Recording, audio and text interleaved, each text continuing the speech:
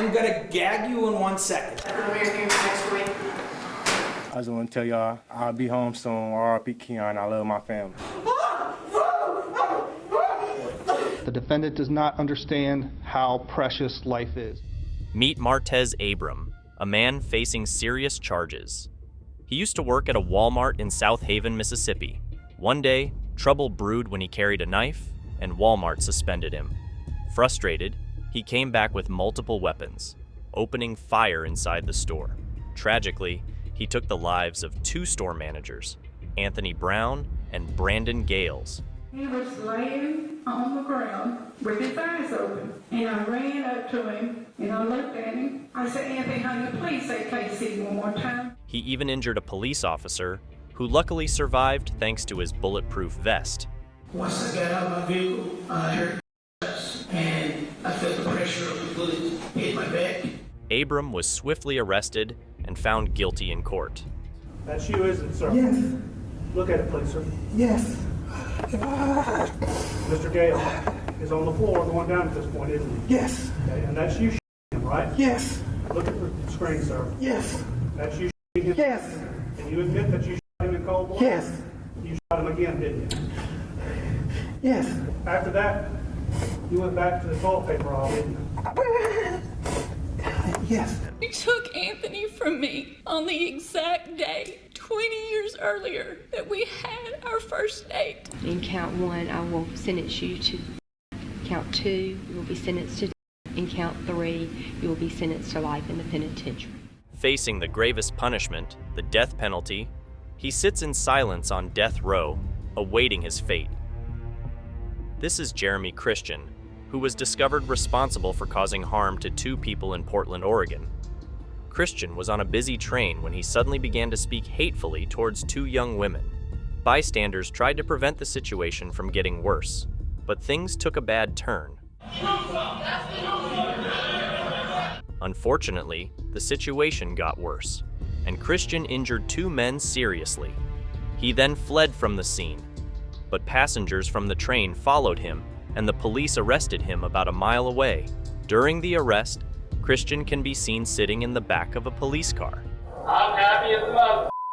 Hopefully this motherfucker. Christian was later found guilty of 2 counts of causing harm and trying to harm others. Then, during the sentencing, one of the victims shares how they were affected by the incident. To Mr. Jeremy Christian, your mom should have swallowed you. You are a waste of breath. And when you die and go to hell, I hope you rot. See you there. This is when Christian has a loud and disruptive reaction.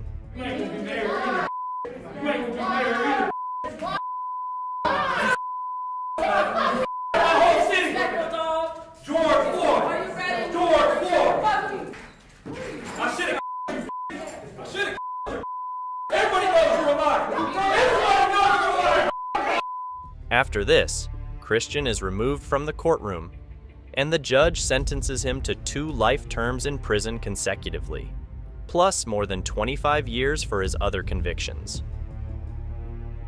Meet Allan Mccardy, a man who found himself in trouble with the law. He made some very serious threats to a judge during a custody case. The judge decided against him, taking away his family. My daddy owns the building and I look like a f***ing idiot, huh? Brought your dress today, you little f***ing prick. You wanna take my kids from me and act like that? You and that Shut the up. I'm trying to think over here. Allan's behavior in court was far from normal. It was quite erratic. As a result, they moved him to a different room where he could watch the court proceedings through a one-way glass. But even there, he couldn't keep calm and continued to cause trouble. What a bunch of guys, you stupid piece of Then also You threatened my life, in the you back room. suck my No, I'm not finished. Don't be around! In the end, Allan received a 20-year prison sentence. The judge wasn't pleased with his courtroom antics and gave him an extra 10-day sentence. That's the story of Allan Mccardy's legal troubles. This is Brandon Spencer in the Los Angeles County Superior Court. He was charged with 4 counts of trying to hurt people. I'm sorry for what happened, Your Honor, but Life in prison. On a Halloween night, 19-year-old Spencer went to a big party at the University of Southern California campus in Los Angeles. Suddenly, loud noises happened, and everyone got scared. Some ran away and others hid. Spencer also ran, but he got stopped in a parking lot not too close. That if you are so intent on killing someone, that you're willing to shoot them, and at the same time open fire into a crowd. The police questioned him a few days later, and he was charged with 4 counts of trying to hurt people. I'm not a bad person, but I made mistakes. But I'm not just some gangbanger that you tried to portray me as. 4 people got hurt. Spencer said he didn't do it, but the jury didn't agree. The judge said he had to spend 40 years in jail. Penal Code Section 12022.53D. This is to be concurrent. There was a man named Esteban Carpio. The police were talking to him about something bad he did to an old lady in Rhode Island. In a small room, Carpio was with 2 detectives. One detective left to get some water. So, it was just Carpio and Detective Sergeant James Allen in the room. Suddenly, Carpio took Allen's weapon and hit him 2 times. Detective Allen didn't make it. Carpio ran away, jumping from a very high window 3 stories up. They caught him just 45 minutes later. At his trial, Carpio wore a mask to prevent spitting and biting.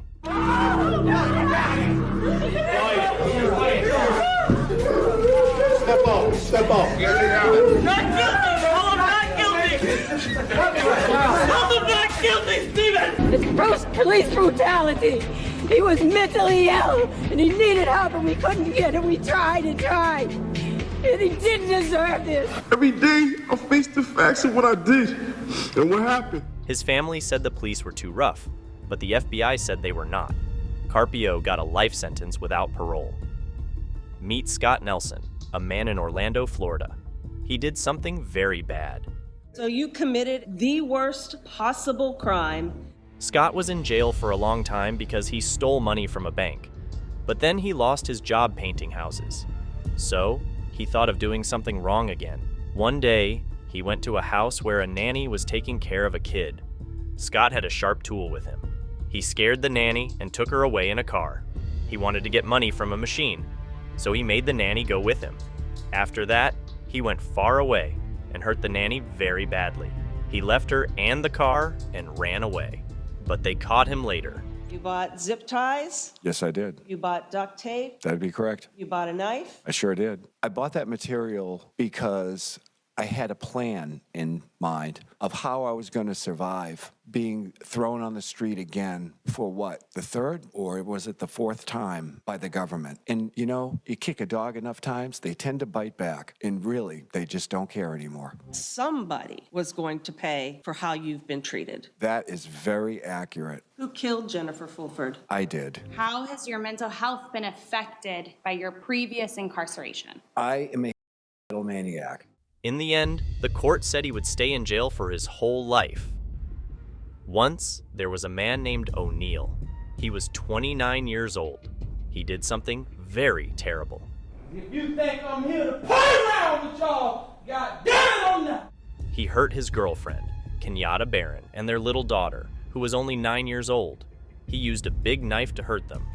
ONeal also hurt their son, who was 8 years old. He made their home go on fire. ONeal ran away, but the police caught him. 911, what is your emergency? Hey, I just been attacked by some white demons inside Kiki.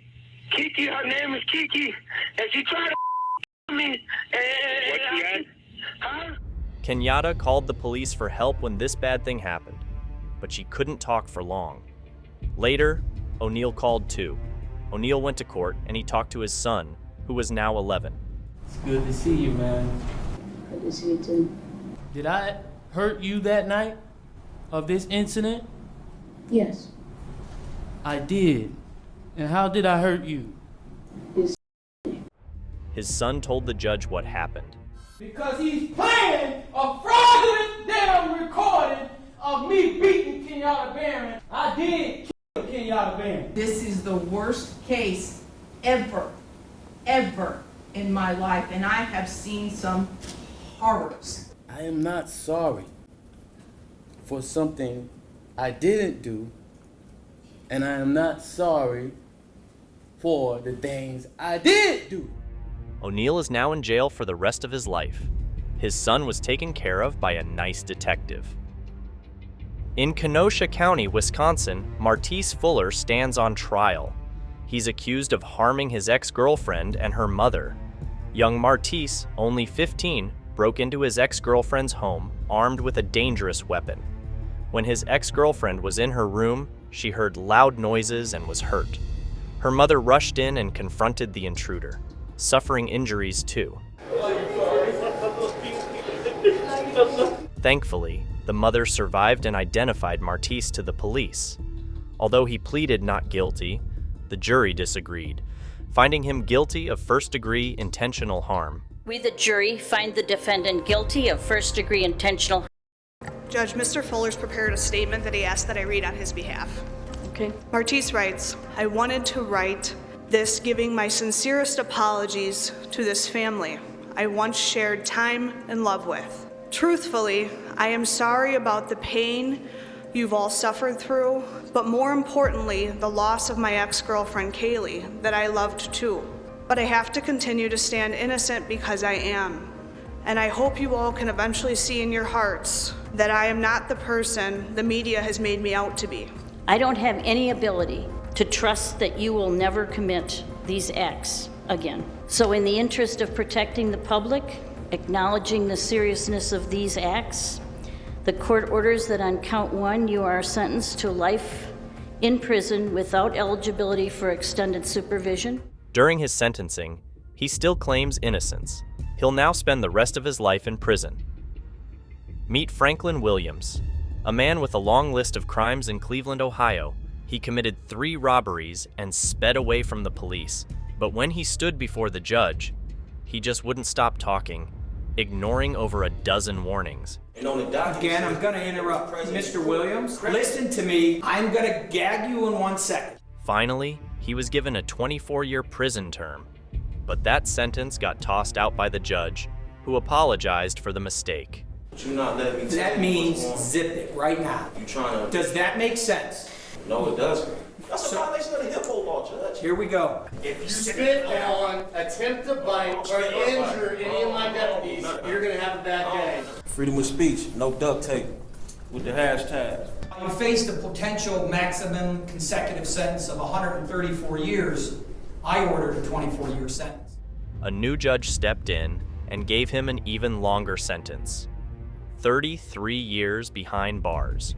Franklin Williams now faces a lengthy time in prison due to his criminal actions. Meet Larry Nassar, a former USA gymnastics doctor at Michigan State University. He's admitted to assaulting girls. The courtroom was surprised when Judge Rosemary Aquilina read Nassar's words. Nassar tried to explain himself, saying his 60-year sentence for illicit videos was unfair. Judge Aquilina wasn't happy. She made fun of his excuses, making everyone laugh. I wanted to plead no contest, but the AG refused that. I was so manipulated by the AG, and now Aquilina, and all I wanted was to minimize stress to everyone, like I wrote earlier. She didn't show any kindness. Nassar didn't feel sorry during the long sentence. His face was blank. I was a good doctor because my treatments worked, and those patients that are now speaking out were the same ones that praised and came back over and over and referred family and friends to see me. The media convinced them that everything I did was wrong and bad. They feel I broke their trust.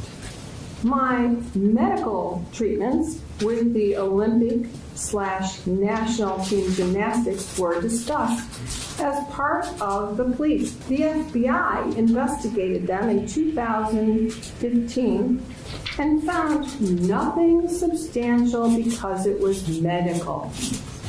Now they are seeking the media attention and financial reward. Would you like to withdraw your plea?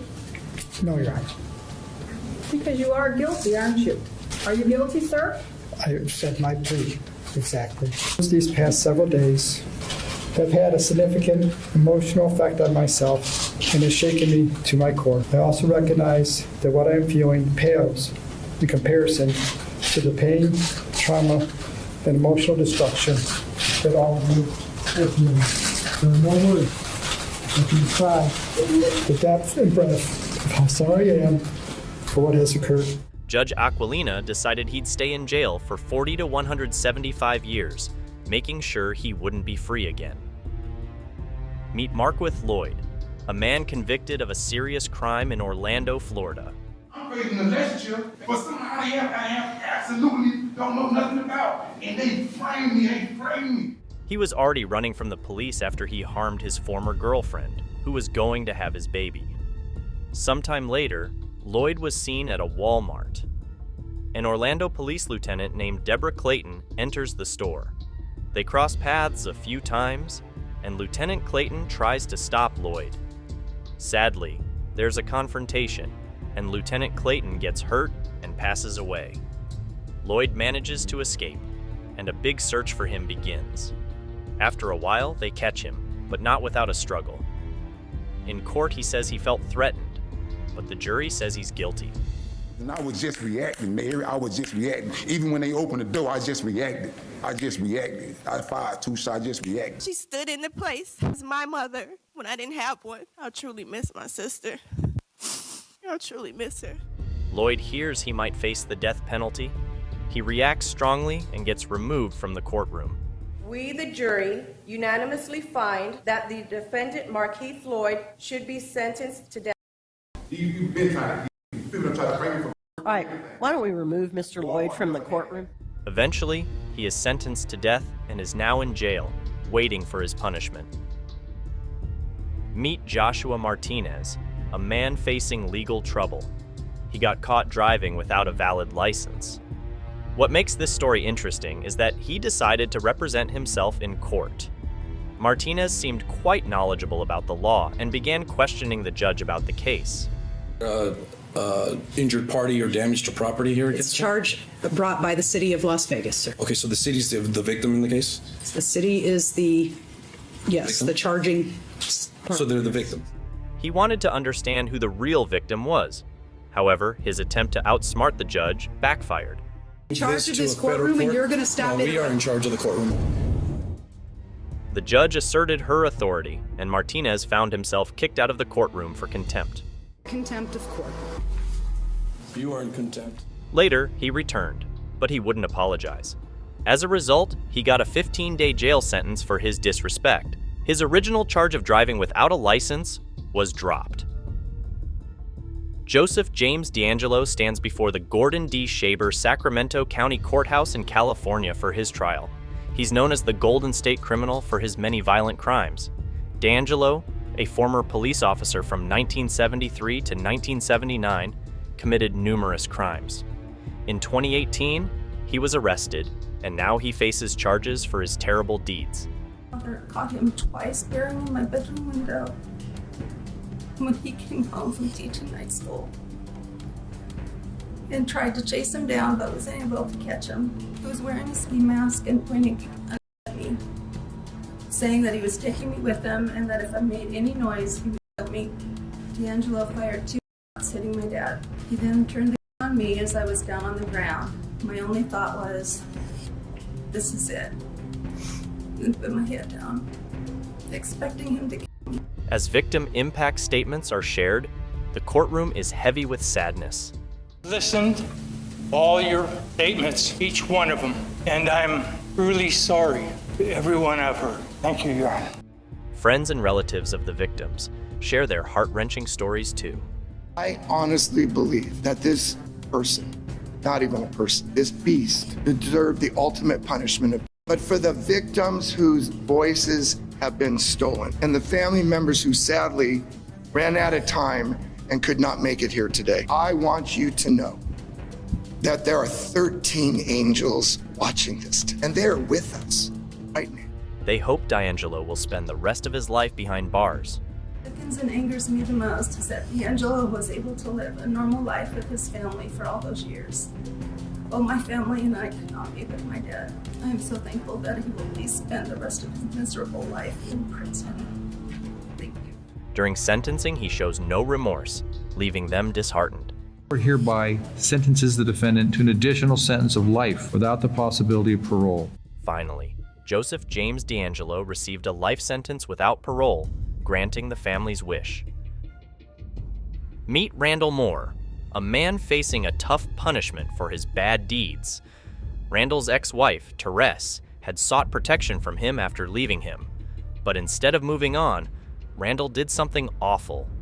One day, Officer Todd Rowland heard cries from Therese's apartment. He rushed to help, but Randall shot and wounded him. Okay, 303 Adams been hit, officer down. Suspect's armed with 20 shells. Advises nobody come to the door as he will shoot again. Randall even called 911 and explained why he did such a terrible thing. But eventually, he gave up and surrendered. I didn't want to do any of this. Okay. But I'm telling you, all I wanted was my son. I just wanted to see my 7-month-old baby. That's all I cared about. We, the jury, find the defendant guilty of murder in the first degree. We, the jury, find the defendant guilty of kidnapping in the first degree. Guilty of abuse in the first degree. Guilty of attempt to commit. Lynch's mom also spoke, expressing how much she despised him.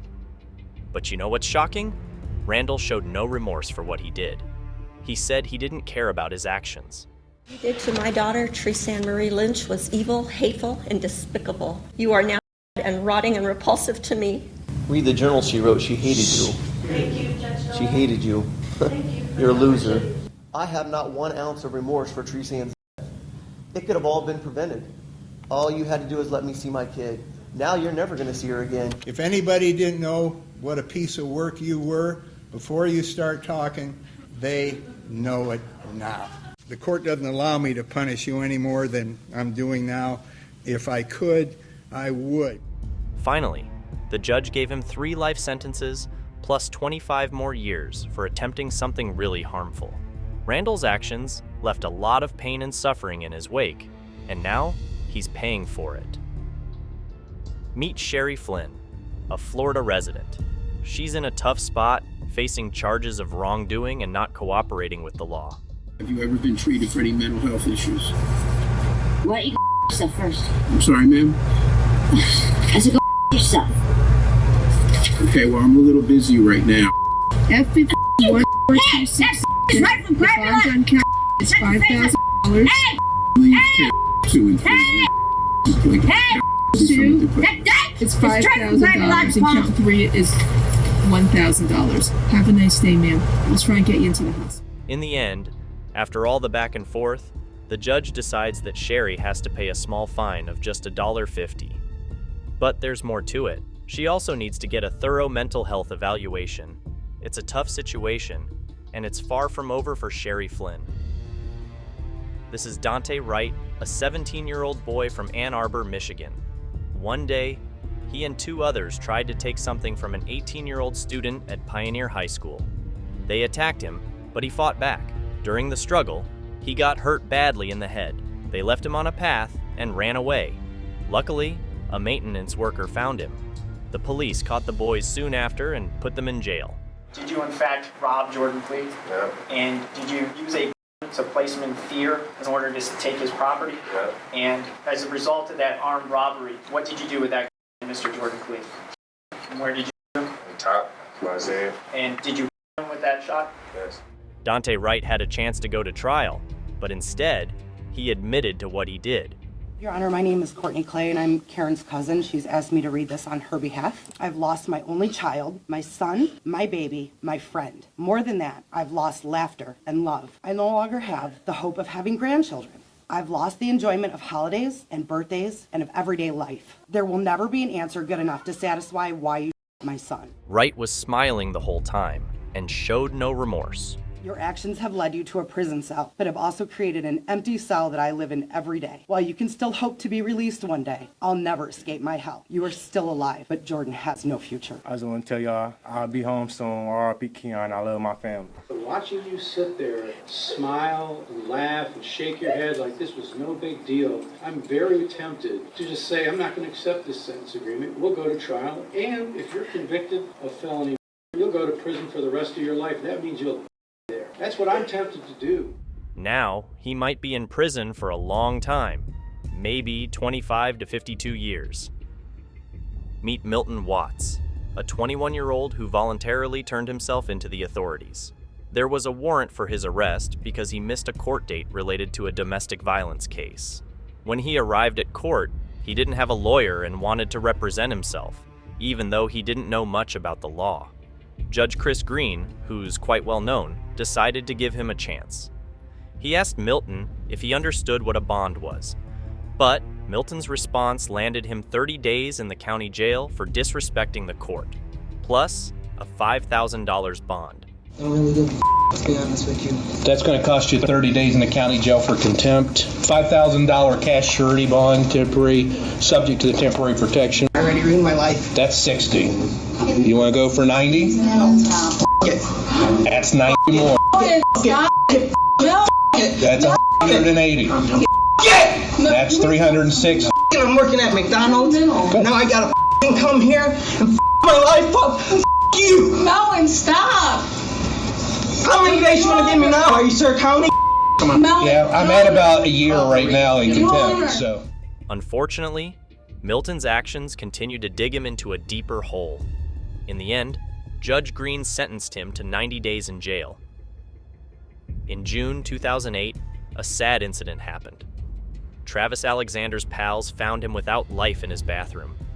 He had a hurt on his head and many stabs on his body, and his throat was hurt too. They told the police that Jodi Aras was his girlfriend. About a month later, the police took Jodi Aras because they thought she did something really wrong. For many years, they looked into this case. He had his head down. That's what you said, right? He was like I can just describe it as like a linebacker unless I get up and act it out, which I would like to not do if possible. Then do it. Go ahead. Show us how he was standing immediately before, or how he was sitting or crouching immediately before. Jodi Aras told different stories about that bad day.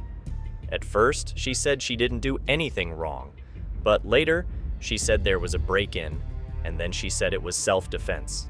She even showed letters about past bad things that happened to her. The court finds the mitigation presented is not sufficiently substantial to call for leniency and that a natural life sentence is appropriate. It is ordered the defendant shall be incarcerated in the Department of Corrections for the rest of her natural life with no possibility of parole. In the end, the judge said she would be in jail for her whole life with no chance to get out. Jalil Smith Riley stands in a Cincinnati, Ohio courtroom. Police say he admitted to a crime. He and two others tried to steal from a young woman, Portia Brooks, and her boyfriend, Aaron Martin. When they learned Aaron had no money, he got hurt. A shot to the head left him with a bad brain.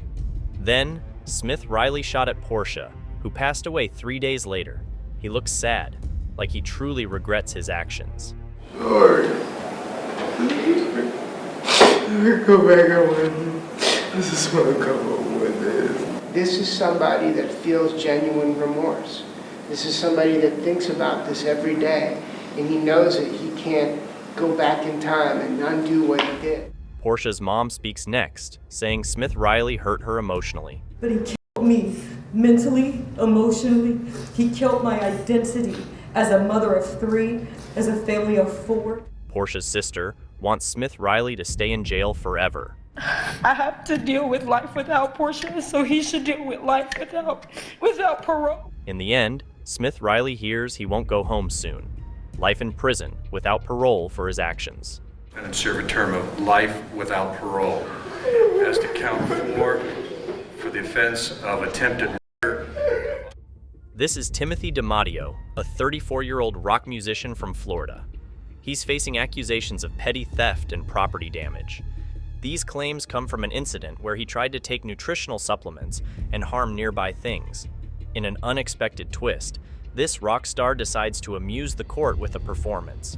But his impromptu courtroom concert is quickly stopped, and DiMatteo is removed from the room. to pick up my strips. They said it was a 45-minute wait for some reason. I'm walking around shopping. I go to the bathroom to take a piss and wash my hands, and the manager's in there waiting for me, thinking I'm shoplifting. I wasn't shoplifting anything. No? No. My first, second, third, fourth, 13th, 14th Amendment rights have been violated. Later, he admits to the petty theft charge and must pay a fine as part of his punishment. In Colorado, there was a man named Rhinestone. He did some bad stuff that spread across 5 counties and got shown on the news too. Rhinestone took cars, even one with a 4-year-old inside. He drove real fast, over 100 miles per hour, and made the police chase him. He bumped into a police officer but got away. He took another car and drove into a busy place. The chase turned into a run and he slipped on ice. The police caught him. Hey, did you know I made the news in the UK and Australia? What? Yeah, you get paid by YouTube. So, Channel 7 News, I believe, is going to be the one that gets paid for that. Well, I'm going to contact Channel 7 News. I want to get paid. You guys are getting paid using my name and my video footage. We are going through trial after that. It was a week-and-a-half trial. Extremely stressful. One of the phone calls about seeming like I was bragging about making international news, this, that, and the other. That was within the first week of being arrested. I was still coming off of drugs. Now, Rhinestone is in jail, but he thinks he should get money for being on the internet. He got lots of charges and 160 years in prison. Base Webb stands accused of trying to harm 2 people in Lexington, Kentucky. He's caught on camera attempting to harm 2 workers outside a jail where he had served time. During his first court appearance, the judge, who knew the 2 workers, decided to step down from the case. Matters, no one ever want to try this case or have any further proceedings, or I'll have to see you for one further set. Then, something shocking happens. Webb spits at the judge. She wipes it away and promptly kicks him out of the courtroom. Webb has a dark history. He was previously charged with the taking lives of 2 girlfriends. He was found guilty of the first one and is now on trial for the second. During the trial, he displayed a tattoo on his head with names he wished harm upon, but justice prevailed. Webb was sentenced to life in prison. This is Jennifer, standing in the Pinellas County Justice Center at 19 years old. She got arrested on charges when she was 19, and this wasn't her first time catching the public's eye. At 15, she became famous worldwide due to uncontrollable hiccups. They called her the Hiccup Girl, but it all changed when her hiccups stopped. The media lost interest until she was arrested again, this time for planning a robbery with people she met online. She convinced her boyfriend and a friend to help. They met a 22-year-old man online, lured him to an empty house, and robbed him. Unfortunately, the man was hurt during the robbery, and Jennifer and her friends were quickly caught. This call may be recorded or monitored. I have a free call from Jennifer, me. an inmate at Pinellas County Jail. I got charged for the first degree. Charged for the first degree? Yes, sir. What charges included you? I didn't do nothing. I was just there at the wrong time, at the wrong place. Hello? Hi, Mama. Hello, Jennifer. What's going on? I'm in jail. Why are you in jail? From, the first degree. Who'd you I ain't kill nobody. Because I set everything up. It all went wrong, Mama. Jennifer's confession to her mother during a recorded phone call sealed her fate. We, the jury, defendant is guilty of murder in the first degree as charged. Why don't you go to the podium, please? The jury having found you guilty of first degree, Miss Me, I will adjudicate you guilty and sentence you to life in prison without parole. You have 30 days to appeal. Okay? She was found guilty and sentenced to life in prison without parole, as were her co-defendants. This is Jacob Larson, a young man currently facing a personal protection violation hearing. He's accused of sending unwanted messages to a former high school acquaintance on Facebook, even though there's a restraining order against him. The judge is clearly upset by his constant defiance. Well, I told you to leave her alone, and apparently that didn't get through loud and clear, so today you're going to jail for 3 days. And the next time you violate it, you're going to jail. You know what? You got a bad attitude. You had a bad attitude last time you were in court. Okay? In response, the judge orders Jacob to be taken into custody and sent to jail. But Jacob doesn't want to leave the courtroom and refuses to cooperate. You and her are buddy-buddy. Y'all get along. Y'all are 45 days county jail. Okay. 93 days in the county jail. You want to go for a year? Try it right. The judge has to step in to calm the situation. Eventually, Jacob is sentenced to spend 93 days in the county jail for his actions. In the heart of Michigan, there's a man named Mark Latunsky, aged 50. Accused of a terrible crime, he's admitted his guilt in a courtroom drama. The crime involves a missing man named Kevin Bacon. The gruesome details of what happened have shocked everyone present. Bacon's lifeless body was found in a chilling manner, hanging from a ceiling, days after he went missing. Latunsky's actions, like throat cutting and disturbing acts, have left everyone horrified. You as parents are the first to go be with Jesus. But because of someone who decided to take our son's life, that isn't the case for us. Only 25 years old and had a great career as a hairstylist and hadn't been able to graduate from U of M in psychology, even though they were kind enough to honor him his degree. Such a short life for our son who had a lot to do in this world still. The pain of Bacon's family fills the room, and Jenny Bacon, Kevin's sister, shares her heartbreak. 24th, 2019, it was the last time I saw my brother Kevin alive. I had to wait 3 long days to learn of Kevin's, unaware to me that he was on Christmas Eve night. Kevin meant the world to me, and I will never have another brother like him. The day I learned of Kevin's, a part of me died with him because he was my first best friend, brother, and protector. Kevin was my protector from cruel people who didn't understand me like he did because of a disability that I was born with. As a result, Latunsky is sentenced to life in prison without parole. Meet Michael Brady, a man who attempted to escape from prison, leading to a tragic incident at Pasco Tank Correctional Institution in North Carolina. I stabbed him like 4 to 8 times. I hit Jeffrey Howe until he stopped moving. I don't know how many times I hit him with a hammer. He attacked Jeffrey Howe with a sharp object and struck him multiple times with a heavy tool until Howe stopped moving. Brady was already serving time for trying to harm a state trooper. Alongside 3 other inmates, Brady used hammers and scissors to harm 4 prison workers. That man, Michael Brady, beat that man, George Midget, like he was trying to bust concrete. It was like a bloodbath, and I stepped in between Jeffrey and Wendy, and I slid trying to get in because the whole elevator floor was nothing but blood. It was a horrific scene, with Brady showing no emotion. We know who originated the plan. We know who led the plan. I'm up here to tell the truth. You can ask me anything you want. I'm gonna tell the truth. Whether it hurts me, whether it helps me, I don't care about that. You don't believe you're crazy, do you? No, I don't think I'm crazy, no. And you do know the difference between right and wrong? Yes. So you know murder is wrong? Murder is a different name for a death, but yes. Your freedom meant more than their lives. Yes. Jury unanimously recommending that the defendant be sentenced to death. Ultimately, the judge decided on the death penalty, and now Brady awaits his fate in a Colorado prison. This is William Demopoulos, an 18-year-old with a history of causing trouble. He's in a tough spot today. A stern judge named Chris Green asks him to hand over his phone to the probation officer.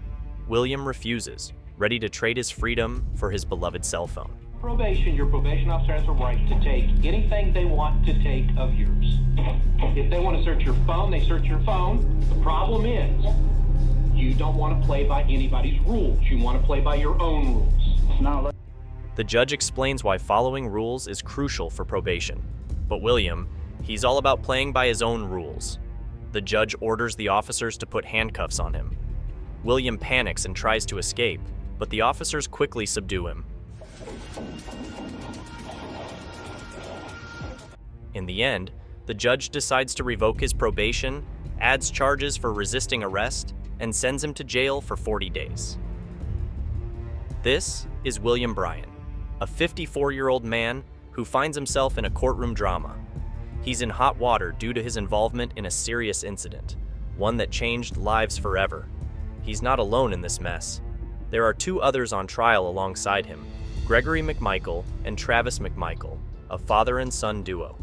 The charges against Brian are grave, including some very bad stuff. Accusations of doing harm, having a mean heart, and being unfair because of how someone looks. The courtroom has been a place of surprise and shock. People couldn't believe it when they heard Brian using mean words and saying bad things about others because of their skin color. The prosecutor told a spooky story about Brian, saying he might have some deep-seated mean feelings. There was one story that really stuck out, where Brian used mean words about his daughter's boyfriend just before a very sad event happened. As the trial goes on, it's becoming clear that Brian and the others have been doing this mean stuff for a long time. That we just read, Mr. Brian is talking about backing up and going at the victim and saying his belief that the victim was trying to get into his truck, right? They used mean words in messages, online posts, and texts. It's starting to look like these bad feelings might be the reason something so sad happened. The evidence shows that mean thoughts and bad feelings about someone's skin color were a big part of it. As far as the remorse, I think Roddy Bryan stands in very different shoes. It is obvious from the beginning that he questioned the tragedy that had occurred at the scene. It was on, I believe, a body cam. I can't remember whose body cam, but the body cam, in fact, questioning whether or not what had occurred, and then took steps early on in this process, I think, that demonstrated that he had grave concerns. So the court, recognizing that Mr. Bryan's position is different. Again, Mr. Bryan was found not guilty on count 1 and count 2. The court sentences Mr. Bryan to life with the possibility of parole on count 3. In the end, Brian didn't get away with it. He's going to be in a place where he can't leave for a very long time. The other two might end up in the same place too. When the judge said how long Brian would be there, he didn't show any feelings on his face. This is the story of Bryce Rhodes, currently facing a trial for 3 serious charges in Louisville, Kentucky. Rhodes began his wrongdoing when he mistakenly shot an innocent man, thinking he was someone else. 2 brothers, aged 16 and 14, were present in the car during this incident and became witnesses. You close to these kids at all? They're cool. We play basketball. I'm cool with a lot of people. Did you hang out with them on a regular basis? They was cool. Yeah, we hung out different times, you know. I need a lawyer, man, if you're gonna keep all in my face. A few weeks later, Rhodes took the lives of these teenagers. In another court appearance, Rhodes made strange accusations against the judge, questioning their relationship and even suggesting racism. Ma'am, look at me, ma'am! Mr. Rhodes, you're smiling. I don't know why you're smiling. Because I can't. It's not a crime to smile. I would suggest you do what helps you, not what hurts you. Okay. I do what I want to do. Let's get that understood. Nice cheap shot. You a coward. Nice cheap You a shot. coward. I don't know if y'all got some type of sexual relationship going on. Are you some type of racist? Which one is it? Or are you just wrong in everything that you make motions for? Are you a secret Ku Klux Klan member? With Rhodes's erratic behavior in court, including firing multiple lawyers, the trial has extended beyond expectations. It seems certain that Rhodes won't be free anytime soon. This is Daryl Brooks, who's found guilty of causing harm to many people during a chaotic event. He drove his vehicle recklessly into a festive parade in Waukesha, Wisconsin, reaching speeds of over 30 miles per hour. The prosecution claimed he did this on purpose. He drove through a large crowd of people, not stopping until there was no one left to hit. He plowed through 68 different people. He kept going until he got to the end, and there was no more bodies to hit. It was intentional. Brooks, after being arrested and charged, chose to represent himself in court without any legal assistance. This led to a tense standoff with the judge. If you are allowed to represent yourself in this case, sir, you will not have attorneys assisting you. They're gone from this case. Do you understand that? I think I will probably be better served representing myself. He told Erica that he was gonna find her and he was gonna I would like to provide the defendant and the court. So that had to be said. The defendant. I got one ear that work and I heard that. This is to benefit you, so it's you not. understand Ain't none of your this to benefit me. witness. I need to take a break. This man right now is having a stare down with me. It's very disrespectful. He pounded his fist. Frankly, it makes me scared. The jury swiftly found him guilty of all 76 charges, resulting in 6 life sentences and over 700 additional years in prison. There were 2 people named Aubrey Trail and Bailey Boswell. Trail is accused of doing something very bad to a 24-year-old named Sydney Luffy, whom he met on the internet. Boswell is also in trouble for being a part of this bad thing. They're in a big trial where people are trying to figure out if they did it or not. And do you swear or affirm, under penalty of perjury, that the testimony that you're about to give is the truth, the whole truth, and nothing but the truth? Yes, I do. Please be seated. Bailey is innocent and I curse you all. Disregard the outburst that you heard this morning, and to not consider it in your deliberations at the end of the trial. The trial went on, and after a couple of weeks, Trail was found guilty of doing something very wrong. Meet Michael Swanson, just 17 years old, when he embarked on a dreadful spree. He wore a ski mask and wielded a weapon at an Iowa gas station, demanding cash and cigarettes. Vicky Bowman Hall, 47, followed his orders, but met a tragic end. An hour later, in Humboldt, Sheila Myers suffered the same fate. Swanson was arrested 60 miles away. Where did you find the body? Yeah, in the face. In the face? Okay. Why the face? I thought I was just gonna injure her. Why would I hurt her? He claimed he did it intentionally and premeditatedly, admitting his crimes. How did it feel when you pulled the trigger? I mean, some people say that, it feels powerful or that it's kind of a rush, or what did you feel when you pulled the trigger? I felt powerful. In court, he remained cold and emotionless. I then intentionally, deliberately, and with premeditation shot the clerk, causing her to die. I did this with a specific intent to kill her. How could you do what you did to my mom and my family? I want to know if you're even sorry. Are you sorry for what you did? My mom was not only completely 100% innocent, but she was also a defenseless woman when you came in with that. You said you did it for cigarettes and money and so no one could identify you, but I think that's a lie. You did it, as you later said on, that it was so you could feel powerful. Cold-blooded murder. Cold-blooded murder, young man. You are dangerous.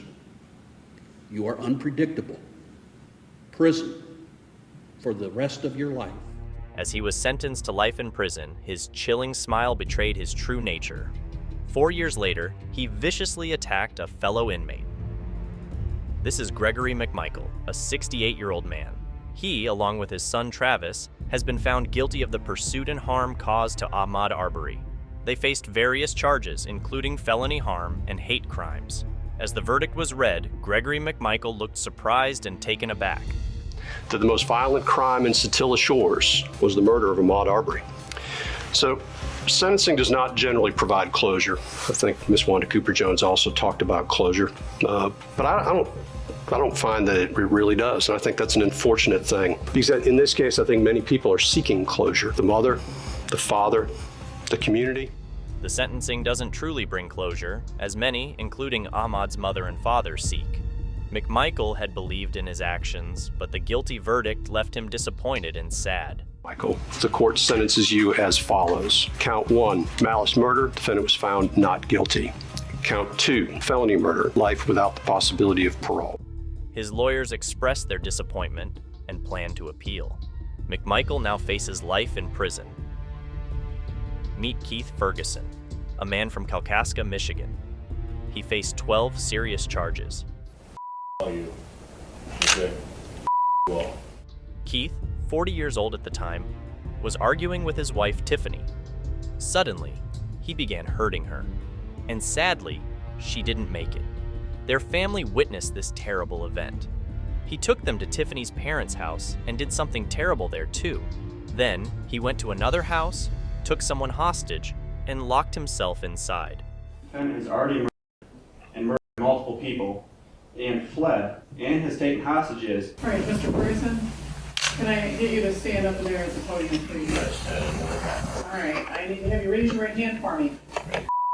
Okay, all right. Pull me back from my Okay, stop. I knew one day you would kill her. She would always reply, "He loves his kids too much.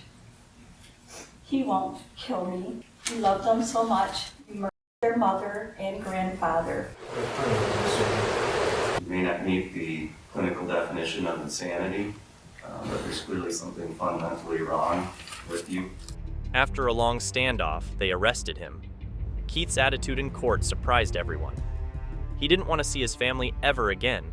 He got a life sentence without a chance to be free again. This is Nicholas Lindsay, a 21-year-old who has received a life sentence for the third time. This sentence is not for a good reason, but let me tell you the story. It all started in 2011 when he was just 16 years old. He was involved in a terrible incident that took the life of St. Petersburg police officer David Crawford. Last year, Nicholas got his first life sentence. However, things changed when the U.S. Supreme Court declared it unfair to imprison juveniles for life without a chance for parole. Now, after 25 years, he might get another chance.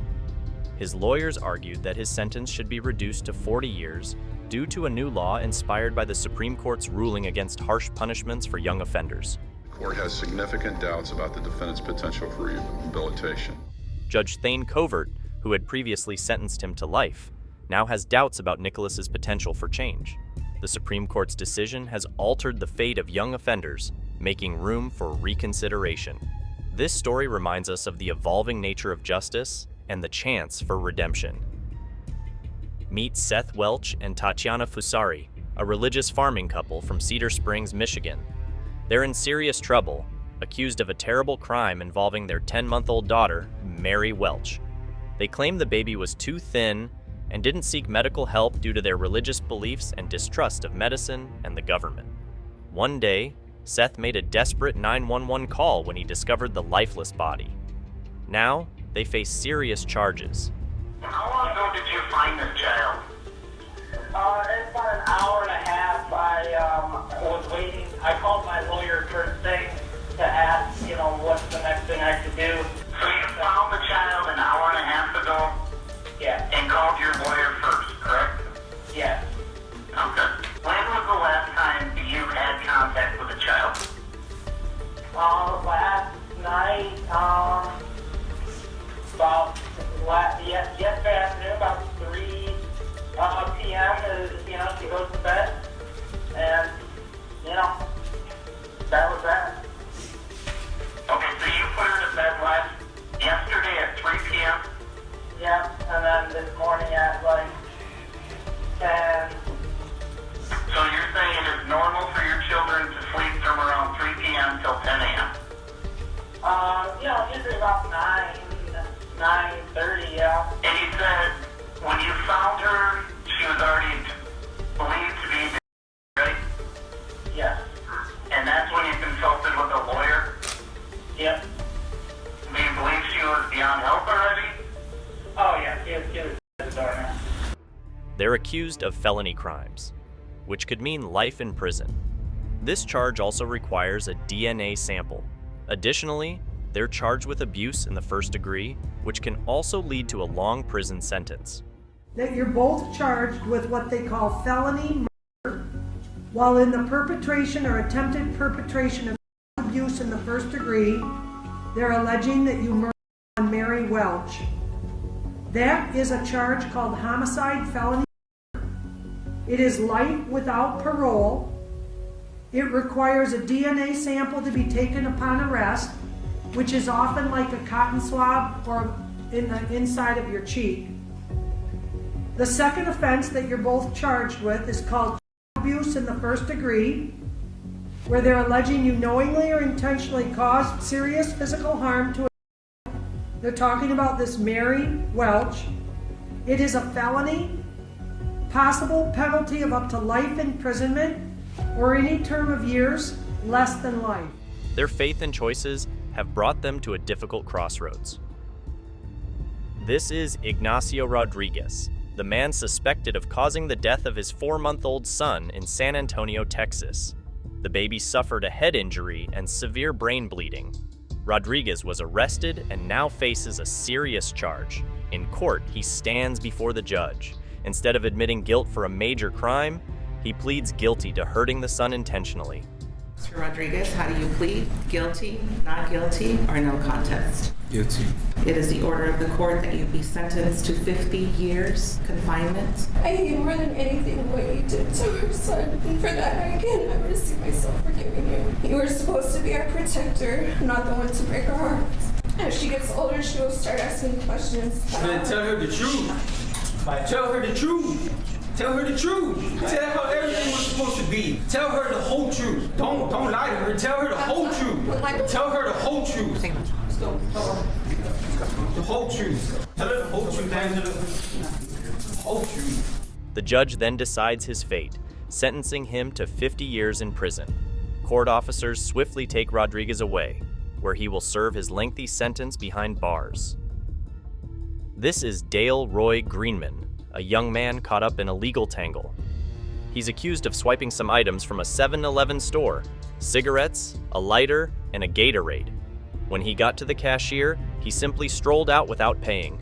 Horse, you do whatever the you want. Excuse me? My name is Mr. Greenman. I'm the federal witness of the United States federal government.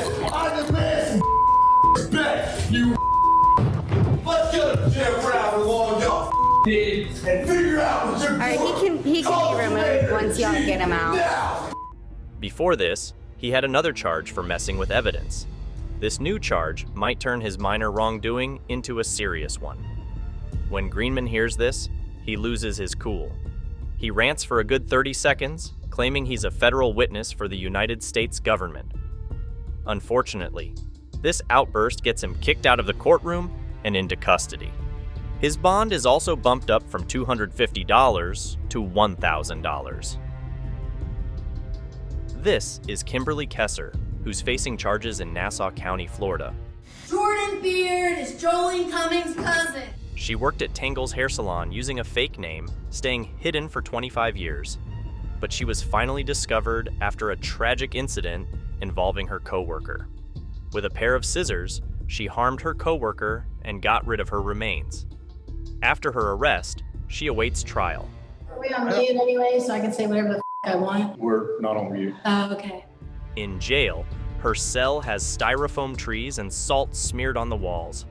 Her behavior is troublesome, causing her to be moved to a separate room during the trial. Began to remove feces from styrofoam trays in the back of her cell and smear on herself on the walls. She began to throw feces at Smith, Miller, and I. She refused the public defender's help and made false claims about her previous one.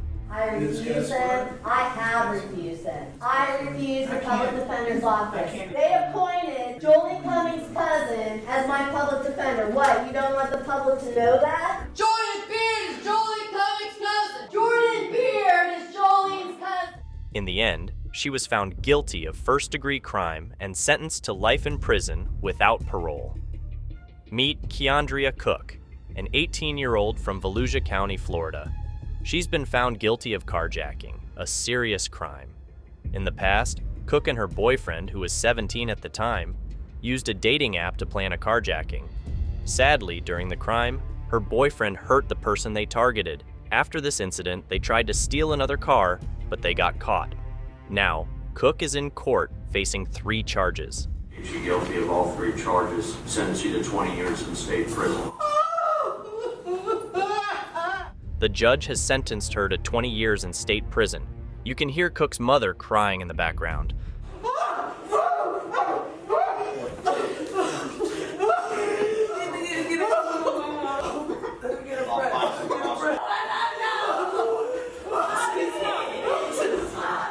Later, Cook's sentence was reduced to 11 years in prison.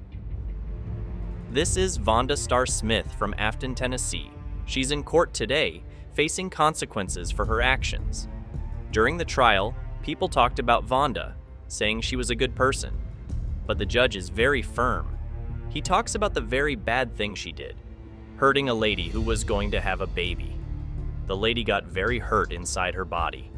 She thought she could trust Vonda, but something terrible happened.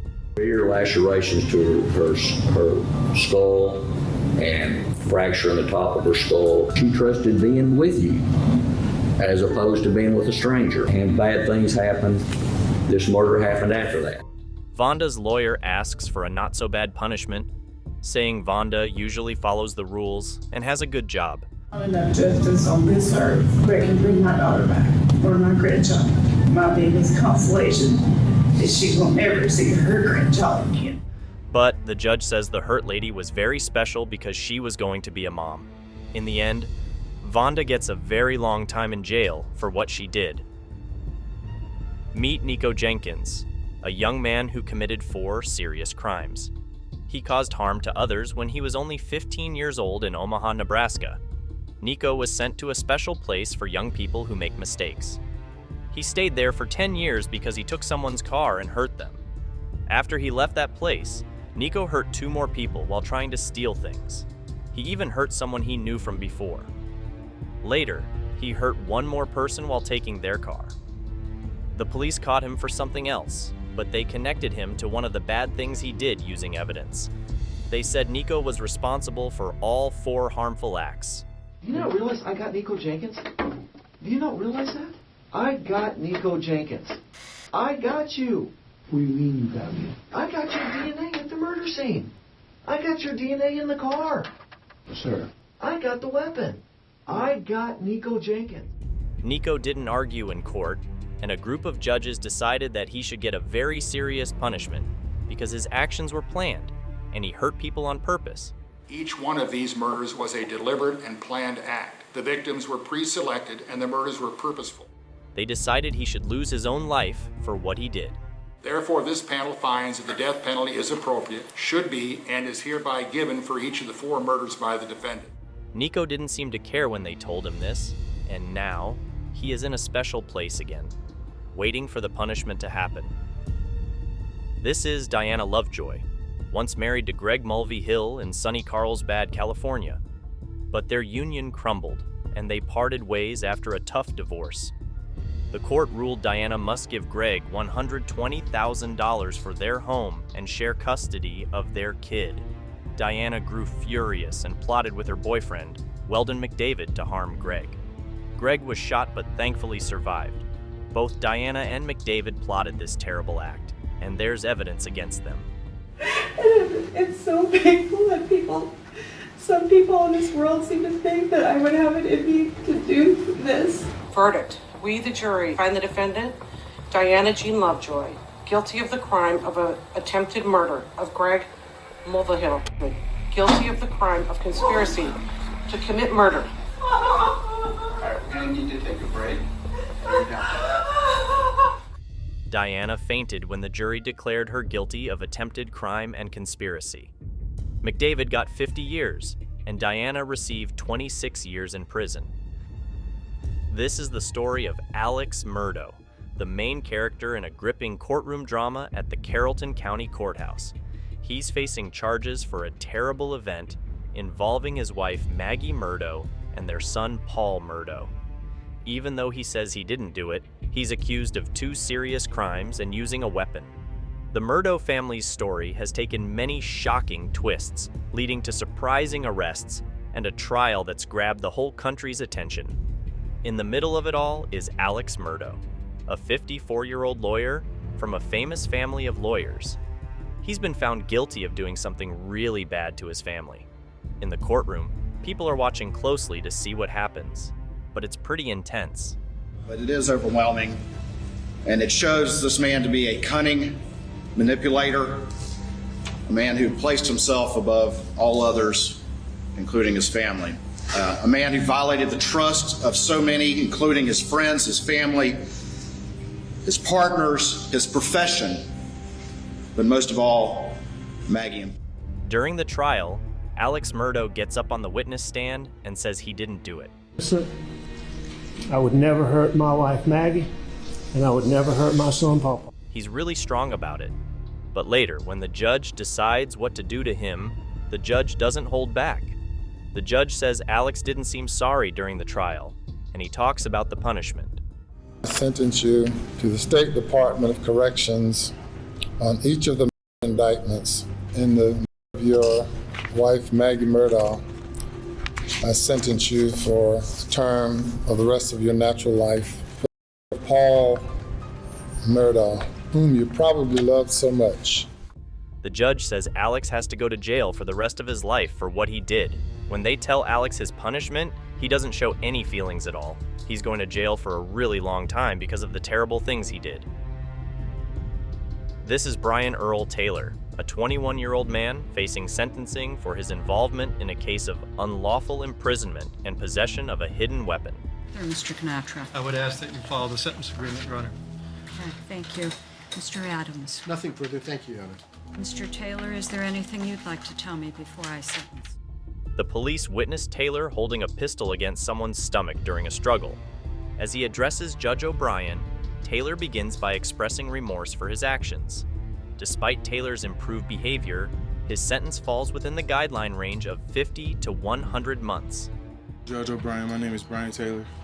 I would like to start off my speech by saying sorry to the victims. Consequently, he is sentenced to 2 years in jail for carrying a concealed firearm and an additional 18 months to 15 years in prison for unlawful imprisonment. It appears that Taylor's conduct did influence the final outcome, as 5 other charges against him were dropped. This is the tale of Christopher McNabb, a man facing charges in Covington, Georgia. His young son went missing and the mother reported it to the police. A search began, and McNabb pleaded on TV for the baby's return. The next day, they found the lifeless body in a nearby forest. It was ruled a homicide due to severe head injury. I want my kid back, man. That's my child, man. I want my kid, man. McNabb was arrested.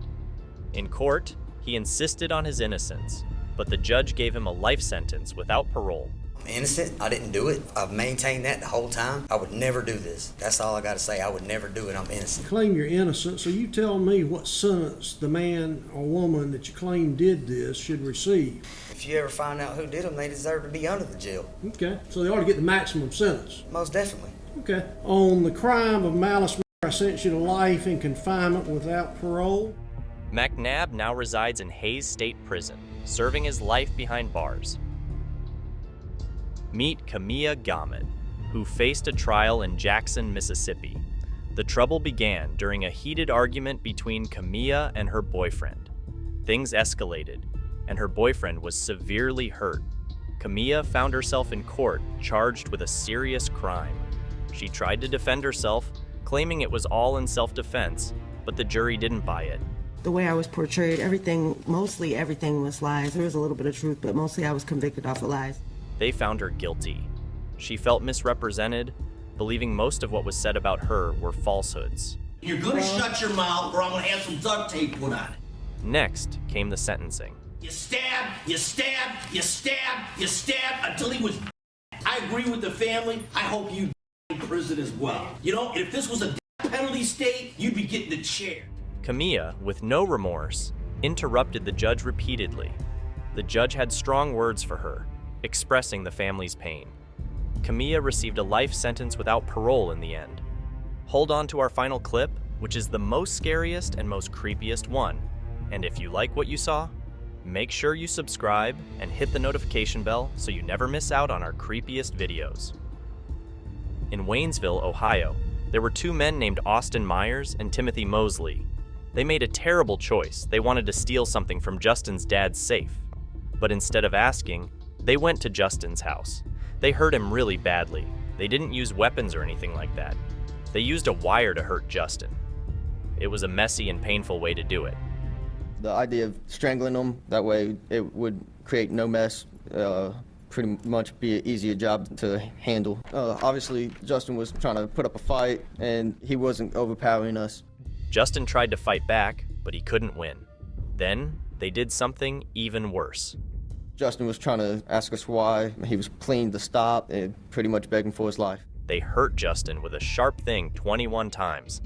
It was so scary for Justin, and he begged them to stop. It's hard to imagine how scary that was. In court, Mosley told the truth about what happened to get a lighter punishment, but Myers asked the jury not to give him the worst punishment. If you choose for me to die, it's only going to cause more pain and suffering for another family, not me. It won't hurt me. I won't feel anything. It's going to hurt more innocent people. Justin's dad didn't hate Myers, but he wished he would always remember what he did. I'm not going to stand up here and tell you how much I hate you. That is without question. I would just hope that every time you close your eyes at night, you see my son, Justin. I think there's a lot of good things I can do with my life if you allow me to keep my life. The defendant does not understand how precious life is. Therefore, the sentence of death shall be imposed upon Austin Gregory Myers on the charge of aggravated murder. The jury decided Myers should get the worst punishment, and the judge agreed. So many lives destroyed by this, and it was just for nothing. I mean, there was no money in the safe. There was nothing in there. They did this for basically nothing. Thank you so much for watching. Don't forget to subscribe and hit the notification bell so you can stay updated with our latest videos.